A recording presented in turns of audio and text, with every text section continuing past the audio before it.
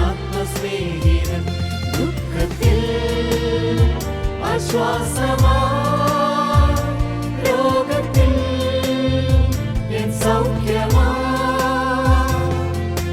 ഘോര വിപത്തുകളിൽ എന്നിതാ ശാശ്വത ഭുജങ്ങളാൽ മാറോടണച്ചിടും ഈ സ്നേഹസ്വരൂപൻ ആത്മസ്നേഹിതൻ ഈ സ്നേഹസ്വരൂപൻ ആത്മസ്നേഹിതൻ.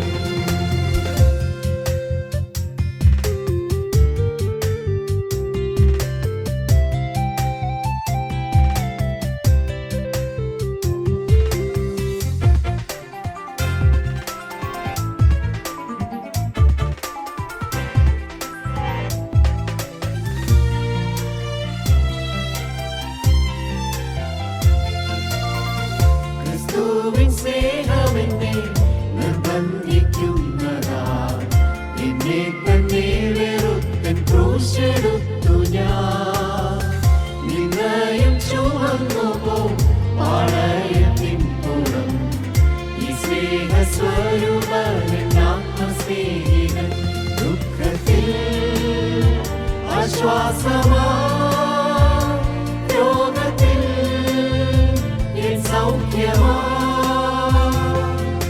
ഘോര വിപത്തുകളിൽ എന്നിതാ ശാശ്വത ഭുജങ്ങളാൽ മാറോടണച്ചിടും ഈ സ്നേഹസ്വരൂപൻ ആത്മസ്നേഹിതൻ ഈ സ്നേഹസ്വരൂപൻ ആത്മസ്നേഹിതൻ.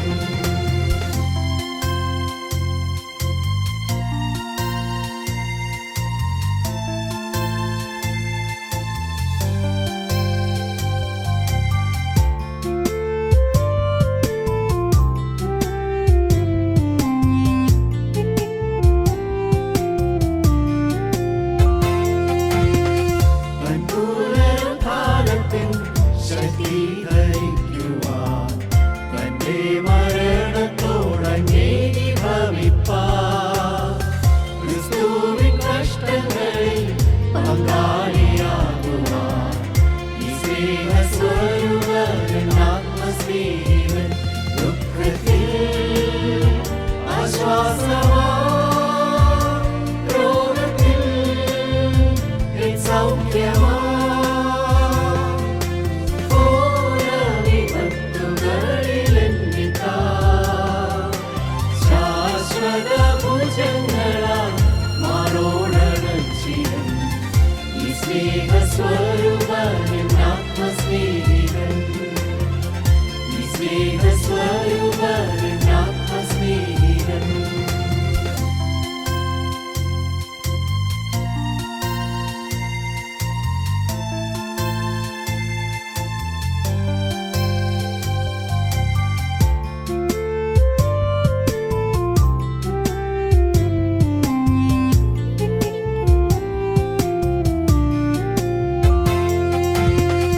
ഒരിക്കലും ഒരിക്കലും ഞാൻ കൈവിടുകില്ല നിന്നെ ഭയപ്പെടാതെ ഞാൻ നിൻ കൂടെയുള്ളതാ തീയിൽ കൂടി നടന്നാൽ നീ വെന്തു പോകുമോ വെള്ളങ്ങൾക്കു നിന്നെ മുക്കാൻ കഴിയുമോ ദുഃഖത്തിൽ ആശ്വാസമാ രോഗത്തിൽ എൻ സൗഖ്യമാ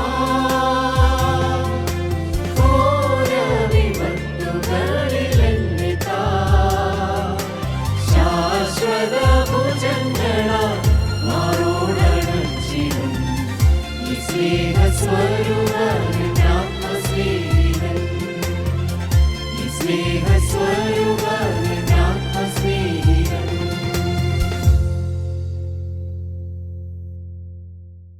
ത്രിയേക ദൈവത്തിന് സ്തുതി. കർത്താവിൻ്റെ പരിശുദ്ധ തിരുനാമം മഹത്വപ്പെടുമാറാകട്ടെ. ദൈവസ്നേഹത്താൽ ആകർഷിക്കപ്പെട്ട് കർത്താവിനാൽ അനുഗ്രഹിക്കപ്പെട്ട് കൂടി വന്നിരിക്കുന്ന ദൈവജനത്തിന് യേശുക്രിസ്തുവിൻ്റെ അതിപരിശുദ്ധമായ നാമത്തിൽ എൻ്റെ സ്നേഹവന്ദനം. വിശുദ്ധ യോഹന്നാന്റെ സുവിശേഷം 3-ാം അധ്യായം 14-15 വാക്യങ്ങൾ നാം ഇപ്രകാരം വായിക്കുന്നു. മോശെ മരുഭൂമിയിൽ സർപ്പത്തെ ഉയർത്തിയതുപോലെ മനുഷ്യപുത്രനെയും ഉയർത്തേണ്ടതാകുന്നു. അവനിൽ വിശ്വസിക്കുന്ന ഏവനും നിത്യജീവനും പ്രാപിക്കേണ്ടതിന് തന്നെ. മോശെ മരുഭൂമിയിൽ സർപ്പത്തെ ഉയർത്തി, അതുപോലെ മനുഷ്യപുത്രനെ ഉയർത്തേണ്ടതാകുന്നു. കർത്താവായ യേശുക്രിസ്തു ക്രൂശിക്കപ്പെടുന്നതിന് മുൻപ് തന്നെ കാണുവാൻ വന്ന യഹൂദന്മാരുടെ ഉപദേഷ്ടാവായ നിക്കോദീമോസിനോട് കർത്താവ് വളരെ വ്യക്തമായി പറഞ്ഞു, മോശെ മരുഭൂമിയിൽ സർപ്പത്തെ ഉയർത്തി, അത് നിനക്കറിയാം, നീ പഠിച്ചവനാണ്, നീ ജനത്തെ ഉപദേശിക്കുന്നവനാണ്. എന്നാൽ അതുപോലെ മനുഷ്യപുത്രനെ ഉയർത്തേണ്ടതാകുന്നു. മരണം മാറുവാൻ, പാപം മാറുവാൻ, ദൈവവുമായി ബന്ധം ലഭിക്കുവാൻ, നിത്യജീവൻ സ്വന്തമാക്കുവാൻ അത് മനസ്സിൽ വെച്ചുകൊണ്ടാണ് ഈ നിക്കോദീമോസ് യേശുവിൻ്റെ വന്നത്. പുറമേ പറഞ്ഞില്ല. യഹൂദന്മാരെല്ലാം യേശുവിനെ നിഷ്കാസനം ചെയ്യുവാൻ, കുറ്റപ്പെടുത്തുവാൻ, അവനെ ഇല്ലായ്മ ചെയ്യുവാൻ നോക്കുന്ന കാലമാണ്. എന്നാൽ യഹൂദന്മാരെ പേടിച്ച് രാത്രിയിൽ നിക്കോദീമോസ് യേശുവിലേക്ക് വന്നു. അവനറിയാം എനിക്ക് നിത്യജീവൻ ഇല്ലെന്ന്, നിത്യജീവൻ പ്രാപിക്കണമെന്നുണ്ട്. എല്ലാം അറിയുന്നവനായ കർത്താവായ യേശുക്രിസ്തുവിനോട് പറഞ്ഞു, മോശെ മരുഭൂമിയെ സർപ്പത്തെ ഉയർത്തിയതുപോലെ മനുഷ്യപുത്രനെ ഉയർത്തേണ്ടതാകുന്നു. അവനിൽ വിശ്വസിക്കുന്ന ഏവനും നിത്യജീവനും പ്രാപിക്കേണ്ടതിന് തന്നെ. നിക്കോദീമോസ്, നിനക്ക് സ്ഥാനമുണ്ട്, മാനമുണ്ട്, നീ ഉപദേഷ്ടാവാണ്, നീ സന്നദ്ധ സംഘത്തിലെ അംഗമാണ്, നീ സഭയിലെ ഉന്നതനാണ്, നീ ജനത്തെ ഉപദേശിക്കുന്നവനാണ്, ന്യായപ്രമാണം പഠിച്ചവനാണ്, ശരിയാണ്. പക്ഷെ നിത്യജീവൻ പ്രാപിക്കണമെങ്കിൽ അവനിൽ വിശ്വസിക്കുക, യേശുവിൽ വിശ്വസിക്കുക, ക്രിസ്തുവിൽ വിശ്വസിക്കുക. അവനെയാണ് യഹൂദന്മാർ തള്ളിക്കളഞ്ഞത്. അവനിൽ വിശ്വസിച്ച നിത്യജീവൻ നീ പ്രാപിക്കുക, അല്ലാതെ വേറെ യാതൊരു മാർഗവുമില്ല. കൃത്യമായി കർത്താവ് പറഞ്ഞു കൊടുത്തു. ഈ തലമുറയിൽ വക തന്നെയാണ് പ്രിയപ്പെട്ടവർ. മതങ്ങളുടെ ഭ്രാന്തകരമായ ഈ ഭാരതത്തിൽ, അനേകം മതങ്ങളും ജാതികളും എല്ലാമുള്ള ഈ ഭാരതത്തിൽ നിത്യജീവൻ പ്രാപിക്കുവാൻ ഒറ്റ വഴിയേ ഉള്ളൂ. ക്രൂശന്മേൽ ഉയർത്തപ്പെട്ടവനായ കർത്താവായ യേശുക്രിസ്തുവിനെ നോക്കുക, വേറൊരു പോംവഴിയുമില്ല. നാം വായിച്ചു കേട്ടു, നിത്യനായ ദൈവം ഇസ്രായേൽ ജനത്തോട് പറഞ്ഞു കൊടുത്തു, ഞാനല്ലാതെ എൻ്റെ ദൈവങ്ങൾ നിനക്കുണ്ടാകരുത്. പുറപ്പാട് പുസ്തകം 20-ാം അധ്യായത്തിൽ നാം അത് വായിച്ചു കേട്ടു. ഞാനല്ലാതെ അന്യ ദൈവങ്ങൾ നിനക്കുണ്ടാകരുത്, എന്നെ അല്ലാതെ വേറെ ആരുടെയും പ്രതിമനെ ഉണ്ടാക്കരുത്, നമസ്കരിക്കരുത്, കൃത്യമായി പറഞ്ഞു കൊടുത്തു. എന്നാൽ പുറപ്പാട് പുസ്തകം 32-ാം അധ്യായത്തിലേക്ക് വരാം.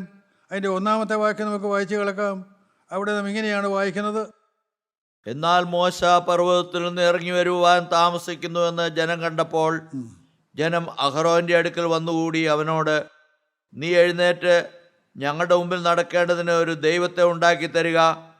ഞങ്ങളെ മിസ്രയീം ദേശത്ത് നിന്ന് പുറപ്പെടുവിച്ചു കൊണ്ടുവന്ന പുരുഷനായ ഈ മോശയ്ക്ക് എന്ത് ഭവിച്ചു എന്ന് ഞങ്ങൾ അറിയുന്നില്ലല്ലോ എന്ന് പറഞ്ഞു. ഇസ്രായേൽ ജനത്തിന്റെ ആത്മീയമായ ഗ്രേഡ് നിങ്ങൾക്ക് മനസ്സിലായോ?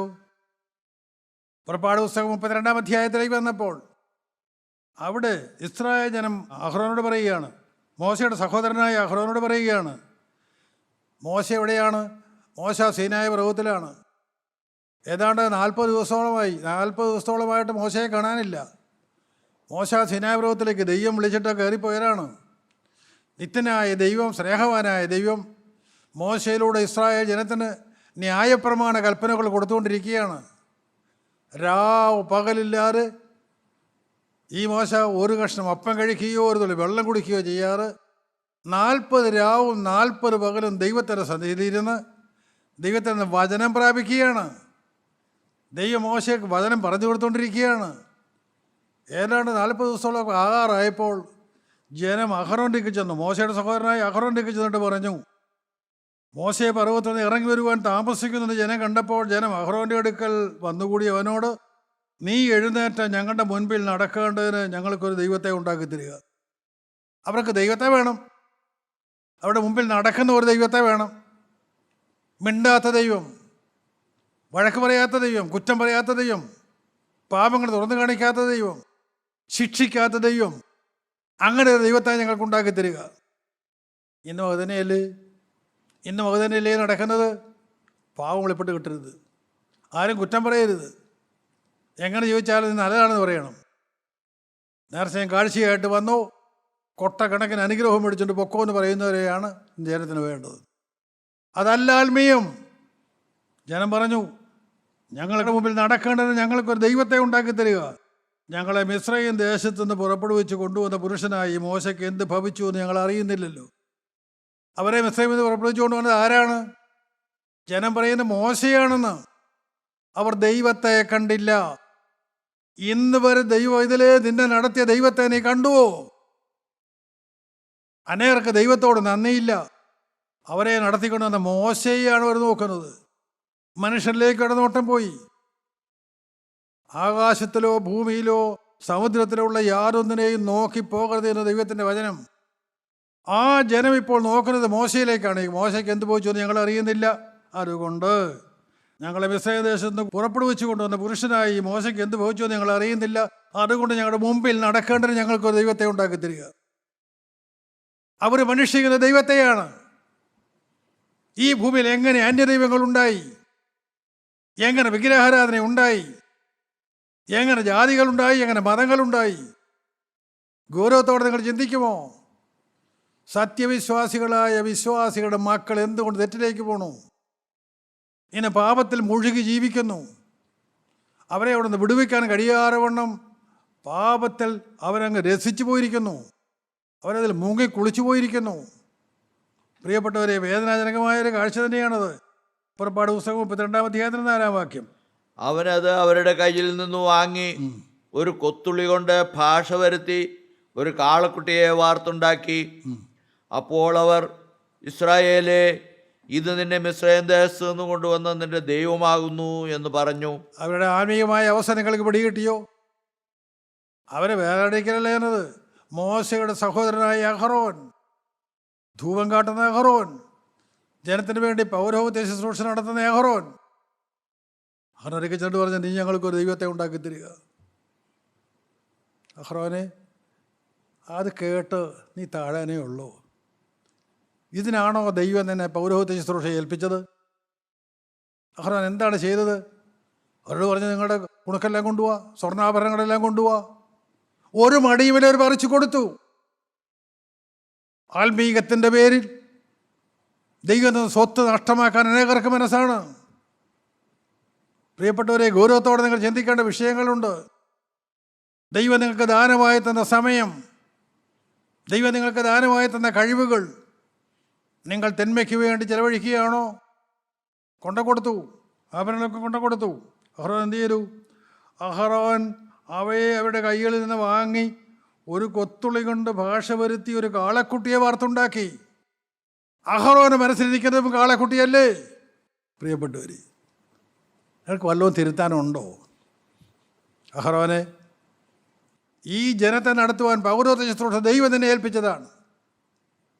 ദൈവം നിനക്കുന്ന പദവിയാണത്. നിൻ്റെ കുടുംബസ്വത്തല്ല, നിൻ്റെ സ്വന്തം വകയല്ല. നീ വിശ്വസ്തയോടെ കൈകാര്യം ചെയ്യുന്നില്ല എങ്കിൽ നിനക്ക് ശിക്ഷ കിട്ടും. അഹറോൻ വിഗ്രഹത്തെ ഉണ്ടാക്കി പൊന്നുകൊണ്ടുള്ളതായ മനോഹരമായ ഒരു കാളക്കുട്ടിയെ വാർത്തുണ്ടാക്കി. അപ്പോൾ അവർ, ഇസ്രായേൽ ജനം, അവരെന്താണ് പറഞ്ഞത്? നാം വായിച്ചു കേട്ടു. അപ്പോൾ അവർ, ഇസ്രായേലേ, ഇത് നിന്നെ മിസ്രയീം ദേശത്ത് നിന്ന് കൊണ്ടുവന്ന നിന്റെ ദൈവമാകുന്നു എന്ന് പറഞ്ഞു. ഇത് നിന്നെ മിസ്രയീം ദേശത്ത് നിന്ന് കൊണ്ടുവന്ന ദൈവമാകുന്നു എന്നവർ പറഞ്ഞു. ഒരു മടിയില്ല. ദൈവത്തെ തള്ളിപ്പറയാൻ അവർക്ക് ഒരു മടിയുമില്ല. ജീവനുള്ള ദൈവത്തെ, സത്യ ദൈവത്തെ, അവരെ അതുവരെയും വഴി നടത്തിയ ദൈവത്തെ, അന്നും അവർക്ക് മന്ന പൊഴിച്ചു കൊടുത്ത ദൈവത്തെ, അവരുടെ ചെരുപ്പ് പഴകിപ്പോകാറ്, അവരുടെ വസ്ത്രം കീറിപ്പോകാറ്, ഇന്നയോളം അവരെ നടത്തിയവനായ ദൈവത്തെ, പകൽ മേഘസ്തംഭത്തിലും രാത്രി അഗ്നിസ്തംഭത്തിലും അവരെ കാത്ത ദൈവത്തെ, ഒരു രോഗം പോലും വരാതെ മരുഭൂമിയിലൂടെ നടത്തിയ ദൈവത്തെ, ആ ദൈവത്തെ അവർ മറന്നു കളഞ്ഞല്ലോ. നന്ദിയില്ലാത്തതായി പോലെ. എന്തുകൊണ്ടാണെന്നറിയാമോ? അവർക്കുമുണ്ടൊരു ഹൃദയം, അവിടെ ഹൃദയത്തിലുമുണ്ടൊരു സിംഹാസനം. ആ സിംഹാസനത്തിൽ ആരിയ്ക്കുന്നു? ഗൗരവത്തോടെ ചിന്തിച്ചു. അവിടെ നിത്യനായ സർവശക്തനായ ദൈവമല്ലെങ്കിൽ അവൻ്റെ എതിരാളിയായ ആൻറ്റി ക്രൈസ്റ്റാണ്, മമ്മോനാണ്. അവനാണ് നിയന്ത്രിക്കുന്നത്. അവനാണ് നിൻ്റെ അവയവങ്ങളെ നിയന്ത്രിക്കുന്നത്. അവനാണ് ഒരു ജീവിതത്തെ നിയന്ത്രിക്കുന്നത്. അഹ്റോന് തെറ്റുപറ്റി. അഹ്റോൻ കാളക്കുട്ടിയെ വാർത്തുണ്ടാക്കി. ജനം പറഞ്ഞു, ഇതാണ് ദൈവം, ഞങ്ങളെ മിസ്രൈമിൽ നിന്ന് പുറപ്പെടുവിച്ചു കൊണ്ടുവന്ന ദൈവം ഇതാണ്. ഒരു കാളക്കുട്ടിയുടെ മുമ്പിൽ നിന്നുകൊണ്ട് ഇതാണ് ഞങ്ങളുടെ ദൈവം എന്ന് പറയാൻ മടിക്കാത്ത ഇസ്രായേലേ, ഈ അവസ്ഥയെ നിനക്ക് ദൈവം ഒരുക്കുകയായ സ്വർഗത്തിൽ നിനക്ക് പോകാൻ ഒക്കുമോ? രണ്ടാമത്തെ വരവിന് വേണ്ടി നീ ഒരുങ്ങുമോ? നീ പറക്കുമോ? വളരെ ഗൗരവത്തോടെ നിങ്ങൾ ചിന്തിക്കേണ്ട കാര്യമാണ്. ഒരു കാര്യം വ്യക്തമാണ്, കർത്താവ് പറഞ്ഞു, കർത്താവ് രണ്ടാമത്തെ വരവിൽ രണ്ടുപേരൊരു കിടക്കയിലായിരിക്കും, ഒരാൾ എടുക്കപ്പെടും, ഒരാൾ ഉപേക്ഷിക്കപ്പെടും. കർത്താവായ യേശുക്രിസ്തുവിന്റെ പരസ്യ ശുശ്രൂഷകളിൽ കൃത്യമായി പറഞ്ഞു കൊടുത്തതാണ്. ഒരു കിടക്കയിൽ കിടക്കുന്ന രണ്ടുപേരെ ഭാര്യയും ഭർത്താവുമായിരിക്കും, അല്ലെങ്കിൽ അമ്മയും മോനുമായിരിക്കും, അല്ലെങ്കിൽ രണ്ട് സഹോദരങ്ങളായിരിക്കും. ഒരാൾ എടുക്കപ്പെടും, ഒരാൾ ഉപേക്ഷിക്കപ്പെടും. നീ സത്യവിശ്വാസിയായി തലമുറയിൽ നിന്നാൽ നിനക്കെടുക്കാം. നിന്റെ വേഷം നോക്കിയല്ല, നിന്റെ സ്ഥാനം നോക്കിയല്ല, നിന്റെ സൗന്ദര്യം നോക്കിയല്ല, നിന്റെ പ്രതാപം നോക്കിയല്ല, നിന്റെ സ്ഥാനമാനങ്ങൾ നോക്കിയുമല്ല. സ്തോത്രം. രണ്ടുപേർ കിടക്കയിലായിരിക്കും, ഒരാൾ എടുക്കപ്പെടും, ഒരാൾ ഉപേക്ഷിക്കപ്പെടും. രണ്ടുപേർ ഒരു തിരികല്ലിൽ പൊടിച്ചുകൊണ്ടിരിക്കും. പ്രഭാത സമയത്ത് ഒരു വീട്ടിലെ തിരികല്ലിൽ, ആട്ടുകല്ലിൽ പൊടിക്കുന്ന രണ്ടുപേര് അമ്മയും മോളുമായിരിക്കും, അല്ലെങ്കിൽ രണ്ട് സഹോദരിമാരായിരിക്കും. ഒരാൾ എടുക്കപ്പെടും, ഒരാൾ ഉപേക്ഷിക്കപ്പെടും. ഒരാളുടെ കെയർ ഓഫിൽ ആർക്കും ദൈവത്തിലേക്ക് പ്രവേശനം കിട്ടുകയില്ല. ഇവിടെ ആരുടെയും കെയർ ഓഫില്ല. സ്വന്തമായി വിശ്വാസിയാകണം, സ്വന്തമായി നിത്യജീവൻ പ്രാപിക്കണം, സ്വന്തമായി ക്രിസ്തുവിലേക്ക് നോക്കണം, ആ നിത്യജീവൻ സ്വന്തമാക്കണം. അവർ മാത്രമേ എടുക്കപ്പെടൂ. രണ്ടുപേരൊരു വയലിലായിരിക്കും, ഒരാൾ എടുക്കപ്പെടും, ഒരാൾ ഉപേക്ഷിക്കപ്പെടും. ഈ വയലിൽ വേല ചെയ്യുന്നവരായിരിക്കും, ഒരു ഇടവകയിൽ വിശുദ്ധ കുർബാന കാണുന്നവരായിരിക്കും, ഒരാലയത്തിൽ ആരാധിക്കുന്നവരായിരിക്കും, ഒരു ഭവനത്തിൽ ഒന്നിച്ചിരിക്കുന്നവരായിരിക്കും. ഒരാൾ എടുക്കപ്പെടും, ഒരാൾ ഉപേക്ഷിക്കപ്പെടും. നിത്യജീവൻ പ്രാപിച്ചുവോ? കർത്താവായ യേശുക്രിസ്തുവിന്റെ ഹൃദയത്തിൽ തുടിക്കുന്നുവോ? അവൻ്റെ ആത്മാവിനോട് സംസാരിക്കുന്നത് നിനക്കറിയാമോ? അവനെ വഴി നടത്തുന്നത് നീ അനുഭവിച്ചറിയുന്നുണ്ടോ? അവ്യക്തമായ അനുഭവമില്ലെങ്കിൽ തള്ളപ്പെടും, ഉപേക്ഷിക്കപ്പെടും. വളരെ വ്യക്തമാണ്. ഇസ്രായേല് ഇത് തന്നെ മിസ്രൈമിൽ നിന്ന് കൊണ്ടുവന്ന ദൈവം കാളക്കുട്ടിയുടെ മുൻപിൽ, മിണ്ടാത്ത കാളക്കുട്ടിയുടെ മുൻപിൽ, പാവം വെളിപ്പെടുത്താത്ത ആ കാളക്കുട്ടിയുടെ മുൻപിൽ, ജീവനില്ലാത്ത കാളക്കുട്ടിയുടെ മുൻപിൽ അവർ പറഞ്ഞു, ഇതാണ് ഞങ്ങളുടെ ദൈവം. പ്രിയപ്പെട്ടവരെ, സഹോദരാ, നിൻ്റെ ദൈവമാരാണ്? ഇന്ന് നീ സേവിക്കുന്ന ദൈവമാരാണ്? നീ പ്രാർത്ഥിക്കുന്ന ദൈവമാരാണ്? നിൻ്റെ പ്രാർത്ഥനയ്ക്ക് മറുപടി തരാറുണ്ടോ? നിൻ്റെ പ്രാർത്ഥനയ്ക്ക് മറുപടി തരുന്ന ദൈവമാണോ? നീ ഇടത്തോട്ടോ വലത്തോട്ടോ തിരിയുമ്പോൾ മകനേ മകളെ വഴി ഇതാകും, നീ നടന്നുകൊള്ളുവിനെന്ന് പറയുന്ന ശബ്ദം നീ കേൾക്കാറുണ്ടോ? ഇല്ലെങ്കിൽ ഓർത്തുകൊള്ളുക, ഒരു കാളക്കുട്ടിയാണ്, തന്നെ വഞ്ചിക്കാൻ കൊണ്ടു നടക്കുകയാണ്. അവർ പറഞ്ഞു, ഇത് നിന്നെ മിസ്രൈമിൽ നിന്ന് കൊണ്ടുവന്ന് നിന്റെ ദൈവമാകുന്നു എന്ന് പറഞ്ഞു. എത്രയോ വേദനാജനകമായ കാര്യമാണ്. ഒക്കെ അതിൻ്റെ 5-ാമത്തെ വാക്യം വായിക്കാം. അഹ്റോൻ അത് കണ്ടാറെ അതിനു മുമ്പാകെ ഒരു യാഗപീഠം പണിതു. നാളെ യഹോവയ്ക്ക് ഒരു ഉത്സവം എന്ന് വിളിച്ചു പറഞ്ഞു. ഇതാണ് ഒരു ദൈവമെന്ന് ജനം പറഞ്ഞത് കേട്ടപ്പോൾ അഹ്റോൻ അങ്ങ് പൊങ്ങി. അഹ്റോൻ അവിടെ ഒരു യാഗപീഠം പണിതു. ആരാധനാലയങ്ങളുണ്ട്, ആരാധനകളുണ്ട്. ദൈവം പ്രസാരിക്കുന്നതോ കാളക്കുട്ടിയുടെ മുൻപിൽ അഹ്റോൻ യാഗപീഠം പണിതു. ആ ജനത്തെ വഴിത്തെറ്റിലേക്ക് കൊണ്ടുപോവുകയാണ്. ദൈവം അധികാരപ്പെടുത്തിയതായ അഹ്റോൻ ജനത്തെ തെറ്റിലേക്ക് കൊണ്ടുപോവുകയാണ്. അഹ്റോൻ ഒരു യാഗപീഠം പണിയുക മാത്രമല്ല ചെയ്തത്, നാളെ യഹോവയ്ക്കൊരു ഉത്സവം, നാളെ യഹോവയ്ക്കൊരു ഉത്സവം. പ്രിയപ്പെട്ടവരെ, എന്താണ് പെരുന്നാൾ? എന്താണ് പെരുന്നാൾ? എങ്ങനെയാണ് ആചരിക്കേണ്ടത്? കാളക്കുട്ടിയുടെ മുമ്പിൽ നൃത്തം ചെയ്യുന്ന ഇസ്രായേലിനോട് പറഞ്ഞ് നാളെ ഉത്സവം ആചരിക്കണം. പിറ്റേ ദിവസം പെരുന്നാൾ കൂടി. പിറ്റേന്നാൾ അവർ അധികാലത്ത് എഴുന്നേറ്റു, ഹോമയാഗങ്ങൾ കഴിച്ചു, സമാധാനയാഗങ്ങളും അർപ്പിച്ചു.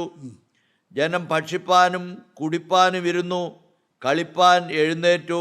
പിറ്റേന്നാൾ അവർ അതിരാവിലെ എഴുന്നേറ്റു. എന്തിനാ? കാളക്കുട്ടിയുടെ മുമ്പാകെ നൃത്തം ചെയ്യാൻ, കാളക്കുട്ടിയെ ആരാധിക്കാൻ. അവിടെ ഹോമയാഗങ്ങൾ കഴിക്കാൻ അവർ പിറ്റേന്നങ്ങൾ അവർ അധികാലത്തെ എഴുന്നേറ്റു, ഹോമയാഗങ്ങൾ കഴിച്ചു, സമാധാനയാഗങ്ങൾ അർപ്പിച്ചു. ചടങ്ങുകളെല്ലാമുണ്ട്, ആചരണ അനുഷ്ഠാനങ്ങളെല്ലാമുണ്ട്, ഗംഭീരമായ പ്രാർത്ഥനകളുണ്ട്, കൺവെൻഷനുകളുണ്ട്, സമൂഹ ബലിയുണ്ട്, എല്ലാം നടത്തി. ജനം ഭക്ഷിപ്പാനും കുടിപ്പാനും ഇരുന്നു, കളിപ്പാൻ എഴുന്നേറ്റു. ഇത് ഞങ്ങളുടെ ദൈവമെന്ന് പറഞ്ഞുകൊണ്ട് ജനം നൃത്തം ചെയ്തതായ കാളക്കുട്ടിയുടെ മുൻപിൽ അവർ നിന്നപ്പോൾ അവർ കഴിച്ചത് ഹോമയാഗങ്ങളും ഹനനയാഗങ്ങളുമാണ്, സമാധാനയാഗങ്ങളുമാണ്. പക്ഷെ വ്യാപരിച്ച ആത്മാവേരാണ് നിങ്ങൾ അറിയുന്നുണ്ടോ? സത്യാരാധന അല്ലെങ്കിൽ കിട്ടുന്നത് ഏതാത്മാവിനെയാണ്? കിട്ടുന്ന അനുഗ്രഹമാണ് ധരിച്ചു കൊണ്ടുപോരുന്നത് എന്താണ്? അവരവിടെ നിന്ന് എഴുന്നേറ്റു, സമാധാനയാഗങ്ങൾ അർപ്പിച്ചു, ജനം ഭക്ഷിപ്പാനും കുടിപ്പാനും ഇരുന്നു. ആ കാളക്കുട്ടിയുടെ മുൻപിൽ ജനം ഭക്ഷിപ്പാനും കുടിപ്പാനും ഇരുന്നു. തിന്നു കുടിച്ചു വയറ് നിറഞ്ഞു. അവർ എഴുന്നേറ്റു, കളിപ്പാൻ എഴുന്നേറ്റു. മലയാളം വേദോസ്തത്തിൽ വളരെ ഒതുക്കിയാണത് പറഞ്ഞിരിക്കുന്നത്. അവർ കളിപ്പാൻ എഴുന്നേറ്റു. എന്നാൽ ഇംഗ്ലീഷ് വേദോസ്തം വായിക്കുമ്പോൾ, മൂലഗ്രന്ഥം വായിക്കുമ്പോൾ കൃത്യമായി ഇവിടെ എഴുതിയിട്ടുണ്ട്, people sat down to a feast which turned into an orgy of drinking and sex. അവർ തിന്നു കുടിച്ചു, സെക്സ്വൽ ഇമ്മോറാലിറ്റിക്ക് വേണ്ടി എഴുന്നേറ്റു, സെക്സ്വൽ ഇമ്മോറാലിറ്റിക്ക് വേണ്ടി എഴുന്നേറ്റു. ദൈവത്തിൻ്റെ മുമ്പിലാണ്, കാളക്കുട്ടിയുടെ മുമ്പിലാണ് അവർ നിൽക്കുന്നത്. അവരോട് ചേർന്ന് അഹ്റോൻ നിൽക്കുന്നുണ്ട്. അവർ സെക്സ്വൽ ഇമ്മോറാലിറ്റിക്ക് വേണ്ടി എഴുന്നേറ്റു. സെക്സ്വൽ ഇമ്മോറാലിറ്റി അവിടെ നടന്നു, ലൈംഗിക അരാജകത്വം നടന്നു. എവിടെ നിന്ന് വരുന്നു ഇത്? പ്രിയപ്പെട്ടവർ, അവിടെ ആവരിക്കുന്ന ആത്മാവ് ഏതാണ്? നിങ്ങൾ ഈ സത്യം ഇന്നെങ്കിലും തിരിച്ചറിയുമോ? നിങ്ങളിവിടെ യാത്ര പറയുമോ? ഈ പാവത്തോട് നിങ്ങളിന്ന് യാത്ര പറയുമോ? പുറപ്പാട് പുസ്തകം 32-ാം അധ്യായത്തിൻ്റെ 7-ാമത്തെ വാക്യം നമുക്കൊന്ന് വായിച്ച് കേൾക്കാം. അപ്പോൾ യഹോവ മോശയോട്, നീ ഇറങ്ങിച്ചെല്ലുക, നീ മിസ്രയീം ദേശത്ത് നിന്ന് കൊണ്ടുവന്ന നിന്റെ ജനം തങ്ങളെ തന്നെ വഷളാക്കിയിരിക്കുന്നു. ദൈവം എന്താണ് മോശയോട് പറഞ്ഞത്? മോശയെ, നീ ഇറങ്ങിച്ചെല്ലുക, നീ മിസ്രയീം ദേശത്തുനിന്ന് കൊണ്ടുവന്ന നിന്റെ ജനം. ശ്രദ്ധിച്ചോ? നീ മിസ്രയീം ദേശത്തുനിന്ന് കൊണ്ടുവന്ന നിന്റെ ജനം, ദൈവം വിടുവിച്ച ജനം, ഫറവോന്റെ അടിമത്തത്തിൽ നിന്ന് ദൈവം വിടുവിച്ച ജനം, പെസഹ കുഞ്ഞാട് രക്തത്താൽ വിടുവിച്ച ജനം. ഇപ്പോൾ ആ ജനം ആരുടെ ജനമായി? നിന്റെ ജനം. നീ വിടുവിച്ചുകൊണ്ടുവന്ന നിന്റെ ജനം. സഹോദര സഹോദരി, നിനക്കുള്ള മക്കൾ ആരുടെ മക്കൾ? നിന്റെ മക്കളാണോ? അതോ ദൈവം തന്ന മക്കളാണോ? ഉറപ്പുണ്ടോ? ബോധ്യമുണ്ടോ? തിരുത്താൻ മനസ്സുണ്ടോ? നിന്റെ ജനം തങ്ങളെ തന്നെ വഷളാക്കിയിരിക്കുന്നു. ദൈവം സ്നേഹവാനായ ദൈവം പക്ഷെ കൃത്യമായി മോശയ്ക്ക് പറഞ്ഞു കൊടുത്തു, നിന്റെ ജനം തങ്ങളെ തന്നെ വഷളാക്കിയിരിക്കുന്നു. 32-ാം അധ്യായത്തിൻ്റെ 16-ാം വാക്യം വായിച്ച്. 32-16. പലക ദൈവത്തിൻ്റെ പണിയും പലകയിൽ പതിഞ്ഞ എഴുത്ത് ദൈവത്തിൻ്റെ എഴുത്തുമായിരുന്നു. മോശ സേനായ പർവ്വതത്തിൻ്റെ കീഴിൽ നിന്ന് ഇറങ്ങി വരുമ്പോൾ മോശയുടെ കയ്യിൽ 2 കൽപ്പലകളുണ്ട്. ആ കൽപ്പലക ദൈവം ഉണ്ടാക്കിയ കൽപ്പലകളാണ്. അതിലെഴുതിയ ദൈവം എഴുതിയ എഴുത്തുകളാണ്. 2 വശത്തും എഴുത്തുള്ള 2 കൽപ്പനകൾ, ന്യായപ്രമാണ വ്യവസ്ഥകൾ ദൈവം എഴുതി കൊടുത്തതാണ്. ആർക്ക് വേണ്ടിയിട്ടാണ്? ആ ജനത്തിന് വേണ്ടിയിട്ടാണ്. ആ 2 കൽപ്പലകളും കയ്യിൽ പിടിച്ചുകൊണ്ടാണ് മോശ ഇറങ്ങി വരുന്നത്. മോശ സീനായി പർവ്വതത്തിൽ താഴെ ഇറങ്ങി വന്നപ്പോൾ കണ്ട കാഴ്ച എന്താണ്? കാളക്കുട്ടിയുടെ മുമ്പിൽ നിന്ന് ജനം നൃത്തം ചെയ്യുന്നു, സെക്ഷ്വൽ ഇമ്മോറാലിറ്റി നടക്കുന്നു. ശാന്തമായി നിങ്ങളെ കണ്ടെത്തിക്കോ, എനിക്കൂടി ഞാൻ തെളിച്ച് പറയണോ? സ്തോത്രം. പ്രിയപ്പെട്ടവർ, വേദനകരമായ കാഴ്ച. അവരെ തന്നെ വഷളാക്കിയിരിക്കുന്നു. ദൈവത്തിൻ്റെ പ്രതിനിധിയായ മോശ, ജനത്തെ നടത്തുവാൻ ദൈവം തിരഞ്ഞെടുത്ത മോശ, തൻ്റെ കയ്യിലിരുന്ന കൽപ്പനകൾ 2 എറിഞ്ഞുടച്ചു കളഞ്ഞു. എന്തിന്? ദൈവത്തിൻ്റെ വചനവും ഈ ജനവുമായിട്ട് വല്ല ബന്ധമുണ്ടോ? ഇനി ദൈവം സ്വന്തം കൈ കൊണ്ടുണ്ടാക്കി സ്വന്തം കൈ കൊണ്ട് എഴുതിയതായ വചനം ഇനി ഈ ജനത്തിന് വേണോ?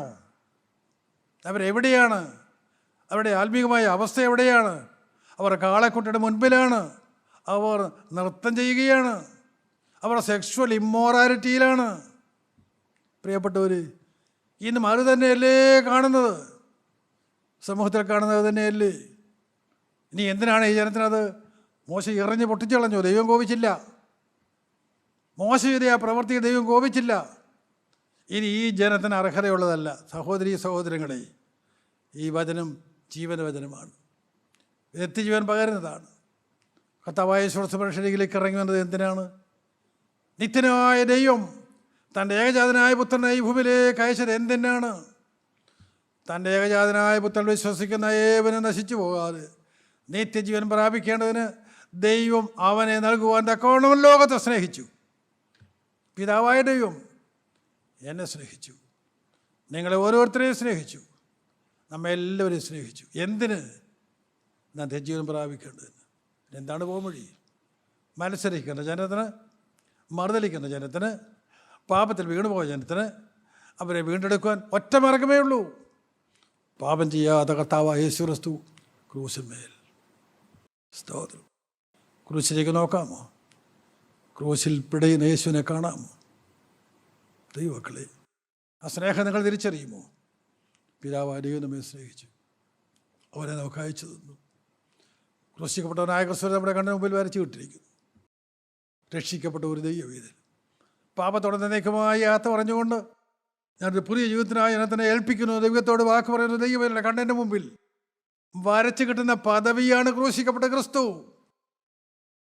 ആ ക്രിസ്തുവിനെ കണ്ടുകൊണ്ടാണോ സഹോദര നിൻ്റെ ജീവിതയാത്ര? ശാന്തമായി ചിന്തിക്കൂ. തെറ്റുപറ്റിയോ? ഈ ലോകത്തിലേക്ക് ആകർഷിക്കപ്പെട്ടുവോ? നിൻ്റെ യാത്ര അത് നേർപാതയാണ്. അങ്ങകലെ കാണുന്ന വെളിച്ചത്തിലേക്കുള്ള യാത്ര, പരദേശി മോക്ഷയാത്ര. രണ്ടു വശത്തും കാണാം. ശത്രുവിന് തോട്ടങ്ങളുണ്ട്, നല്ല മനോഹരമെന്ന് തോന്നുന്ന മുന്തിരി കുലകളുണ്ട്. ഇങ്ങേ വശത്ത് നല്ല ഒന്നാം തരം ആപ്പിൾ മരങ്ങളുണ്ട്. നല്ലതാണ്, തിന്നാൻ കൊള്ളാമെന്നൊക്കെ തോന്നും, കാണാൻ നല്ലതെന്ന് തോന്നും, തിന്മാൻ രുചിയുള്ളതെന്ന് തോന്നും, ജ്ഞാനം കഴിപ്പാൻ നല്ലതെന്ന് കാണും. പക്ഷേ അവിടേക്ക് നീ നോക്കിപ്പോരുത്. അത് നിനക്കുള്ളതല്ല. നിനക്കൊരു നേർപാതയുണ്ട്, മോക്ഷപാത. ഈ മരുഭൂമിയിലുള്ള യാത്ര, ക്രൂശിക്കപ്പെട്ടവനായ ക്രിസ്തുവിനെ നോക്കിയുള്ള യാത്ര, അവനെ നോക്കിയാൽ ദൈവത്തിലെയും. അവൻ എവിടെ നിന്നാണ് ഈ ഭൂമിയിലേക്ക് ഇറങ്ങി വന്നത്? പിതാവായ ദൈവത്തിൻ്റെ വലത്ത് ഭാഗത്ത് നിന്ന് മാലാഖമാരുടെ സ്തുതികൾ വിട്ട്, സകല മഹത്വവും വിട്ട് യേശു ക്രിസ്തു ഈ ഭൂമിയിലേക്ക് ഇറങ്ങി വന്നത് എന്തിനാണ്? നിൻ്റെ മരണം മാറ്റാൻ, നിൻ്റെ അവസ്ഥ മാറ്റാൻ, ഇതൊക്കെ നിത്യജീവൻ തരാൻ. അതിനായി അവൻ ജീവൻ വെടിഞ്ഞു. സത്യമല്ലേ? ഞങ്ങൾക്ക് വേണ്ടി കുരിശിൽ തൂങ്ങപ്പെട്ടവനെ ഞങ്ങളുടെ മേൽ അനുഗ്രഹം ചെയ്യണമേ എന്ന് പ്രാർത്ഥിക്കുന്നതിൻ്റെ അർത്ഥം എന്താണ്? നാം ഗ്രഹിക്കാറുണ്ടോ? നമുക്ക് ക്രൂശിലേക്ക് നോക്കാം. ക്രൂശിലിൻ്റെയും നിങ്ങളെയും നോക്കി പിടയുന്ന സ്നേഹവാനായ യേശുവിനെ നോക്കാം. നമുക്ക് അവനോടൊരു വാക്ക് പറയാം. കർത്താവേ, ഞാൻ പാവവഴികളോട് യാത്ര പറയുന്നു. ഞാൻ പുതിയ ജീവിതം തുടങ്ങുന്നു. ഞാൻ നിന്റെ പൊന്മുഖത്തേക്ക് നോക്കുന്നു. ഞാനായിരിക്കുന്ന അവസ്ഥയിൽ, തളർന്നു കിടക്കുന്ന ഈ അവസ്ഥയിൽ, ആഴമുള്ള കുഴിയിലും കുഴഞ്ഞ ചേറ്റിലും കിടന്നുകൊണ്ട് ദാവീദ് നോക്കിയപ്പോൾ അവിടേക്ക് ഇറങ്ങി വന്ന് അവനെ അവിടെ വന്ന് വിടുവിച്ചവനായ ദൈവമേ, നീ എന്നും ജീവിക്കുന്ന ദൈവമായതുകൊണ്ട് സ്തോത്രം. ഞങ്ങളെങ്കിലേക്ക് നോക്കുന്നു. ഇറങ്ങി വരണമേ, മനസ്സലിയണമേ, കരുണ തോന്നണമേ, വിടുവിക്കണമേ, തിരുരക്തത്താ ഞങ്ങളെ കഴുകണമേ, ഞങ്ങളെ ശുദ്ധീകരിക്കണമേ. കർത്താവേ, രണ്ടാമത്തെ വരവിനായി ഞങ്ങളെ എല്ലാവരെയും ഒരുക്കണമേ. ആരും നഷ്ടപ്പെട്ടു പോകാതെ കാക്കണമേ. മാനവും മഹത്വത്തോടെ എടുക്കണമേ. യേശു ക്രിസ്തുവിൻ്റെ അതിപരിശുദ്ധ നാമത്തിൽ തന്നെ. ആമേൻ.